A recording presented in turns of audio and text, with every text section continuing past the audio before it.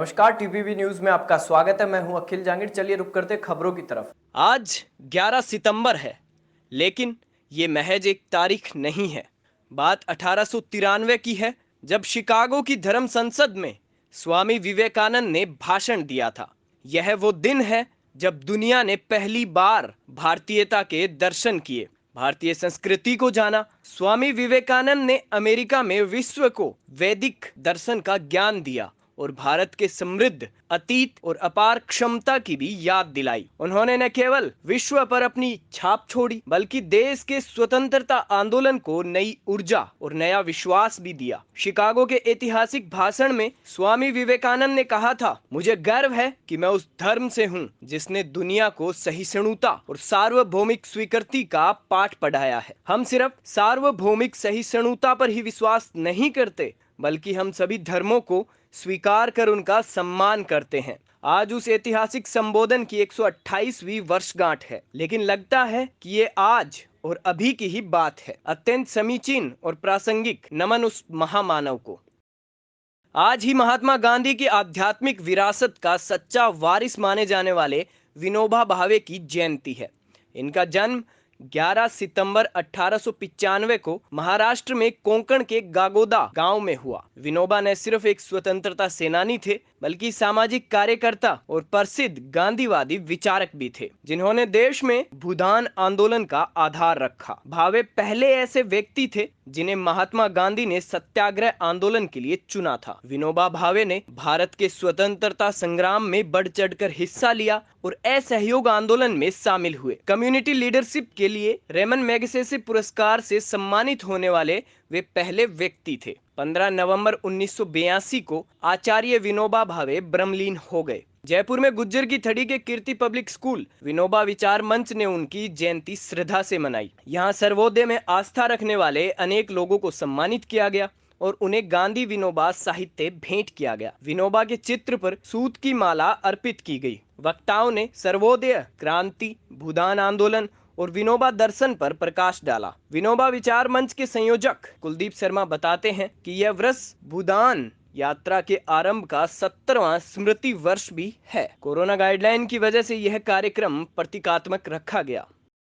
छायावाद की रूह कही जाने वाली महादेवी वर्मा की आज पुण्यतिथि है। अंग्रेजों के खिलाफ हमारी लड़ाई चल रही है और तू विदेश अंग्रेजी पढ़ने जाएगी। अपनी मातृभाषा पर गर्व करो, मातृभाषा में दूसरी बहनों को शिक्षा दो। राष्ट्रपिता महात्मा गांधी के इन चंद वाक्यों ने महादेवी वर्मा के जीवन की राह बदल दी। उन्होंने 1932 में इलाहाबाद विश्वविद्यालय से संस्कृत में एमए किया था। उन्हें ऑक्सफोर्ड यूनिवर्सिटी में पढ़ाई के लिए छात्रवृत्ति स्वीकृत हुई थी। विदेश जाएं अथवा नहीं, इस पर मन में असमंजस था। सलाह लेने के लिए वे बापू से मिलने अहमदाबाद गई। गांधी जी की सलाह पर वापस आई और कंपनी बाग के पास नीम के पेड़ के नीचे कुछ बालिकाओं को एकत्र कर पढ़ाने में जुट गई। स्वतंत्रता आंदोलन में महिलाओं को शामिल करने में महादेवी ने अहम भूमिका निभाई। साहित्यकार इलाचंद्र जोशी के सहयोग से 1955 में साहित्यकार संसद की स्थापना कर महादेवी वर्मा ने साहित्यिक गतिविधियों को आगे बढ़ाया और वरिष्ठ और उदीयमान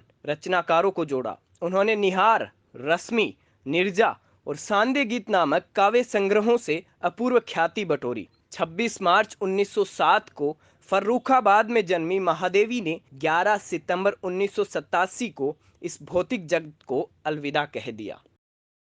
और 11 सितंबर की तारीख हो और महाकवि कन्हैयालाल सेठिया का स्मरण न हो, यह असंभव है। आ तो सुरगाने शरमावे, ई पर देव रमण ने आवे, ईरो जस नर नारी गावे, धरती धोरारी हो धरती धोरारी। ये सुप्रसिद्ध राजस्थानी गीत लिखने वाले कन्हैयालाल सेठिया का यह जन्म शताब्दी वर्ष के बाद दूसरा वर्ष है। उनका जन्म 102 साल पहले 11 सितंबर 1919 को चूरू के सुजानगढ़ में हुआ। कन्हैयालाल सेठिया को जन्म के समय से ही अपनी मातृभूमि राजस्थान से बहुत लगाव था। हालांकि उस समय राजस्थान को बेहद पिछड़ा माना जाता था, इसलिए यहाँ की गौरवपूर्ण संस्कृति और शौर्य गाथाओं से पूरे देश को परिचित कराने और राजस्थान के सुसुप्त जनजीवन को पुनर्जागृत करने के लिए उन्होंने साहित्य का मार्ग चुना। एक प्रकार से राजस्थान का राज्य गीत बन चुके धरती धोरारी गीत में महाकवि सेठिया ने यहाँ की सांस्कृतिक भौगोलिक विशेषताओं का अनुपम वर्णन किया है। पीथल और पाथल कविता में वे यहाँ की शौर्य गाथा को भी ओजस्वी वाणी प्रदान करते हैं। स्वाधीनता समर में पूरे मनोयोग से भाग लेते हुए उन्होंने ब्रिटिश साम्राज्यवाद और राजस्थान के सामंतवाद के विरुद्ध दोहरा संघर्ष किया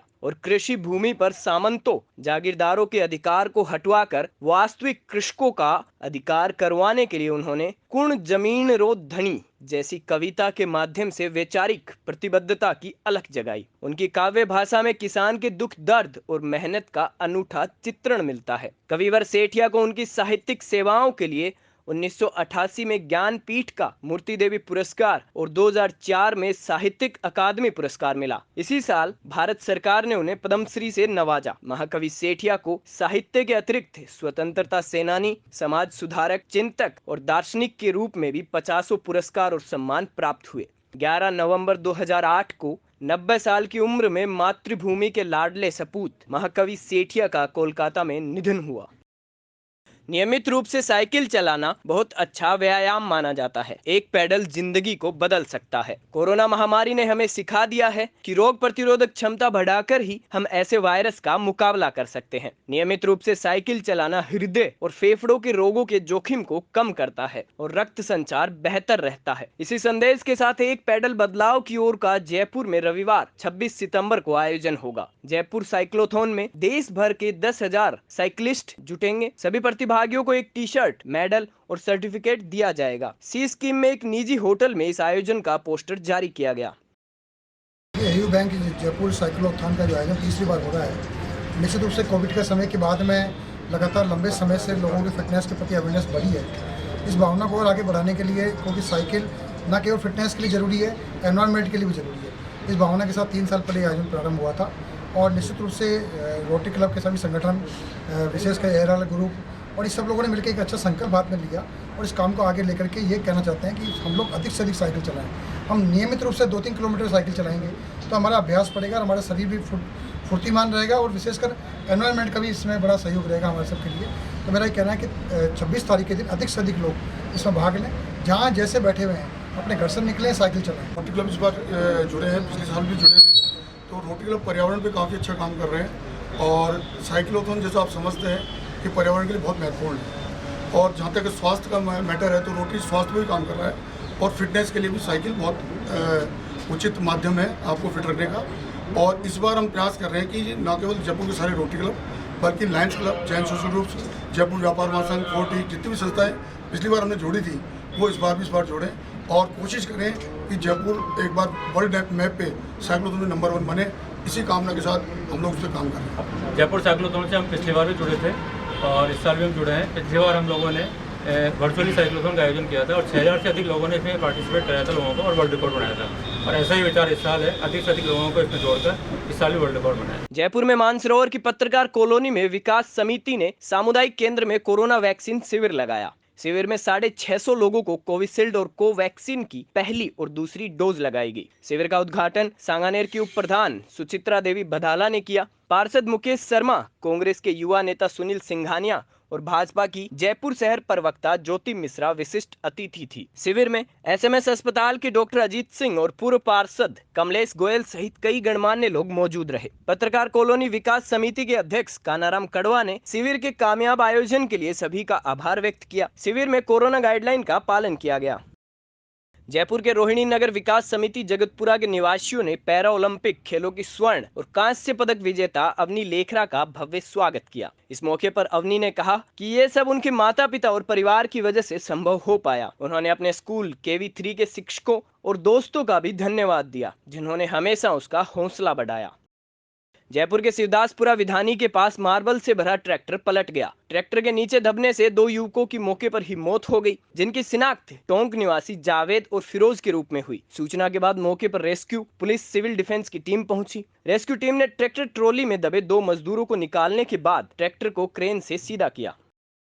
नागौर जिले में नावा के राजकीय चिकित्सालय में अब मरीजों को बिजली जाने से परेशानी नहीं होगी, क्योंकि अब अस्पताल में 24 घंटे बाधा रहित बिजली आपूर्ति होने लगी है। उप मुख्य सचेतक और नावा से विधायक महेंद्र चौधरी ने अस्पताल में आपूर्ति सुविधा की शुरुआत की। विधायक के प्रयासों से कुचामन सिटी के राजकीय चिकित्सालय में भी 24 घंटे निर्बाध विद्युत आपूर्ति है। मीडिया से बातचीत में विधायक महेंद्र चौधरी ने कहा कि उनके विधायक बनने के बाद मुख्यमंत्री अशोक गहलोत ने नावा में अनेक विकास कार्यों को स्वीकृति दी। एक दिन पहले राज्य सरकार पर वादे पूरे नहीं करने के केंद्रीय मंत्री गजेंद्र सिंह के बयान पर पलटवार करते हुए उन्होंने कहा कि हाल ही हुए पंचायत चुनाव इस बात की पुष्टि करते हैं कि मुख्यमंत्री गहलोत की सरकार पर जनता यकीन कर रही है। राजस्थान की सरकार ने और राजस्थान की मुखिया ने विकास कार्यों में सबसे ज़्यादा अगर प्राथमिकता दी गई तो चिकित्सा को लेकर दी है। मुख्यमंत्री जी के पास में कोई भी पेशेंट का लेटर चला जाता है मुख्यमंत्री सहायता कोष के लिए, तो तनिक भी वो समय नहीं लगाते, उसके अंदर उसका पैसा सैंक्शन करते ताकि उसका जीवन बच सके। उसके बाद में चाहे मुख्यमंत्री सहायता कोष का पैसा हो, चाहे निःशुल्क दवा हो, चाहे उसके बाद में निःशुल्क जाँचें हों, हर मामले के अंदर सीएम साहब ने राजस्थान में एक नया आयाम स्थापित करने की कोशिश करी है। राज्य सरकार ने जो फैसला लिया निःशुल्क दवाओं का, ये देश के प्रधानमंत्री ने जब वो गुजरात के मुख्यमंत्री थे तब उन्होंने गुजरात में इसको अपनाने की कोशिश करी, लेकिन वो कोशिश ही रही, वो उसको उसमें कामयाब नहीं हो पाए। न कोई दूसरा स्टेट या दूसरे मुख्यमंत्री ने कामयाब होने हो पाए। राजस्थान की सरकार को बहुत बहुत धन्यवाद है। उसी क्रम के अंदर नावा के अंदर 2 बड़े चिकित्सालय, एक राजकीय चिकित्सालय कुचामन और एक राजकीय चिकित्सालय नावा, दोनों चिकित्सालयों के लिए चिकित्सा सुविधाएं बेहतर से बेहतर हो सके, मैंने करने का अपनी ओर से पूरा प्रयास किया। इस हॉस्पिटल को 30 से 50, 50 से 75 में कम कराया, कुचामन को 150 बेड तक कम करा दिया। प्रतापगढ़ के रोकड़िया बालाजी मंदिर में भाजपा ओबीसी मोर्चा की ग्रामीण मंडल का सम्मेलन हुआ। इसकी अध्यक्षता ओबीसी मोर्चा जिला अध्यक्ष शिवलाल साहू ने की। मुख्य अतिथि एसटी मोर्चा राष्ट्रीय उपाध्यक्ष चुन्नीलाल गरासिया और विशिष्ट अतिथि सांसद सीपी जोशी थे। वक्ताओं ने केंद्र सरकार के कार्यों और योजनाओं के बारे में जानकारी दी। उन्होंने आरोप लगाया कि राज्य की कांग्रेस सरकार ने 3 साल में कोई काम नहीं किया, सिर्फ सोशल मीडिया पर दिखावा किया गया। सम्मेलन में भाजपा से जुड़े कई कार्यकर्ता मौजूद रहे।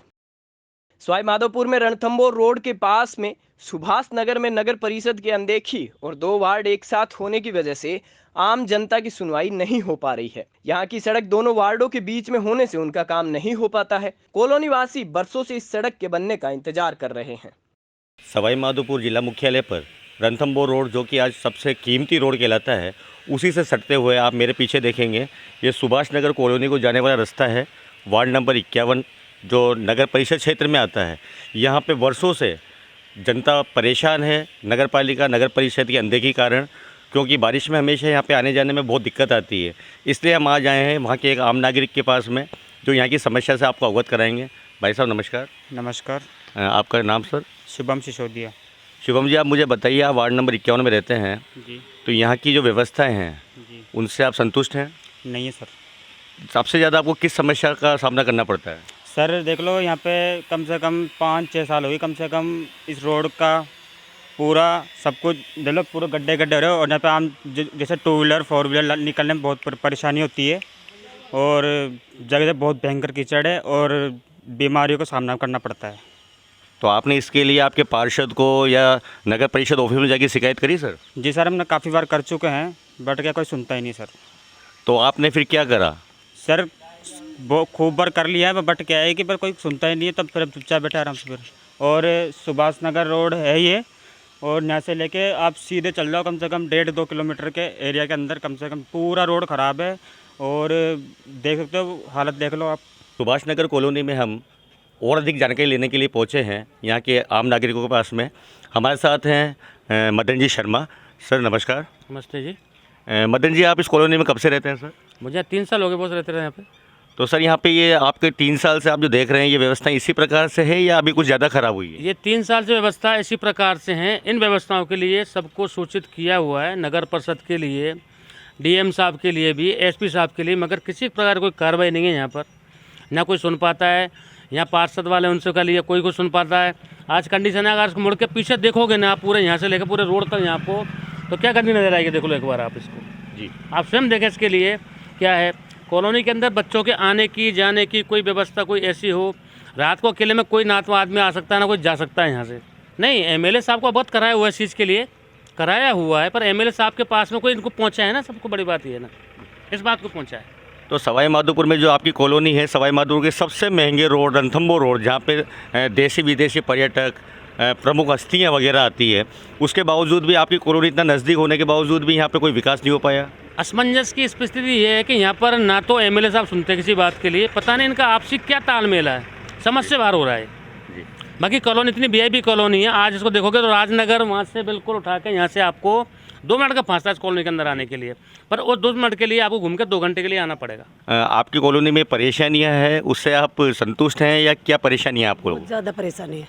क्या क्या परेशानी होती है आपको? पूरी परेशानी होती है, शाम सुबह आने जाने का बंदे गेला कत्ते बिल्कुल, और रात में कोई आ नहीं सकता है, और जाते आते पानी में जाते पानी में आते। तो इसके लिए आपने आपके वार्ड पार्षद से कुछ शिकायत की? खूब शिकायत कर ली, कोई सुनाई नहीं करते।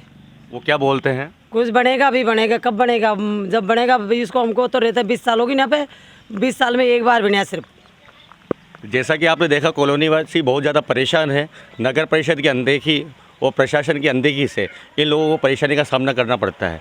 कैमरामैन केपी सिंह के साथ निर्मल सेन, सवाई माधोपुर। आदि शक्ति मां नागणेचिया पर आधारित डॉक्यूमेंट्री फिल्म जल्द ही रिलीज होगी। भारत पर हजारों साल तक शासन करने वाले राष्ट्रकूट आगे चलकर राठौड़ कहे जाने लगे। ये लोग अपनी कुलदेवी के रूप में आदि शक्ति के चक्रेश्वरी स्वरूप को पूजते थे। 13वीं शताब्दी में मारवाड़ के नागाना गांव में स्थापित होने पर माता का चक्रेश्वरी स्वरूप नागणेचिया माता कहलाने लगा। नेटस्कोप टेलीविजन ने माता नागणेचिया पर आधारित वृत्त चित्र बनाया है।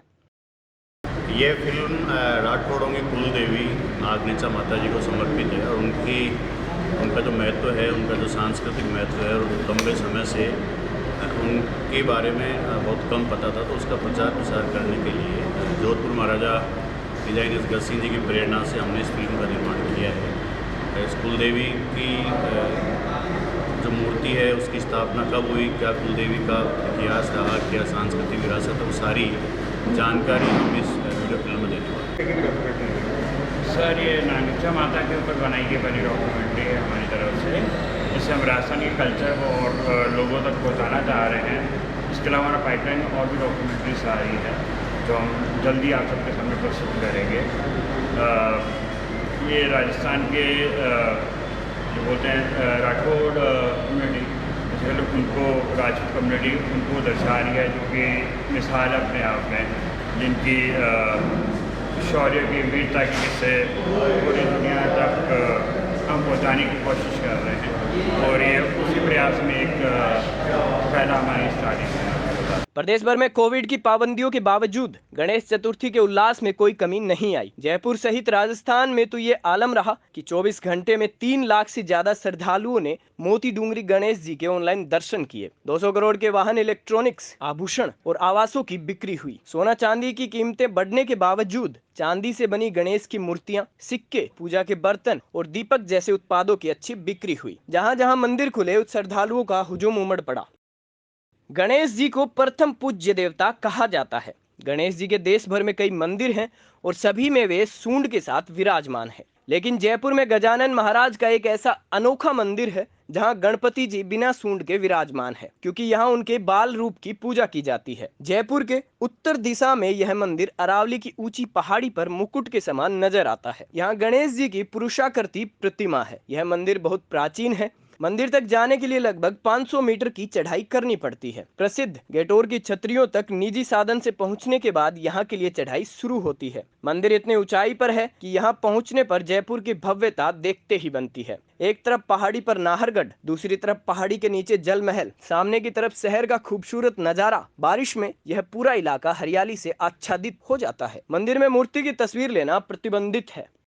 जयपुर के दाबास में बने शिव मंदिर में गणेश चतुर्थी पर भजन संध्या की गई। मंदिर महंत ने कहा कि कोरोना के चलते मंदिर में बड़े कार्यक्रम का आयोजन नहीं किया गया। मंदिर में सुबह हवन पूजन के बाद भगवान गणेश को मोदक का भोग लगाया गया। बुलेटिन में फिलहाल इतना ही। आप देखते रहिए टीपीवी न्यूज़।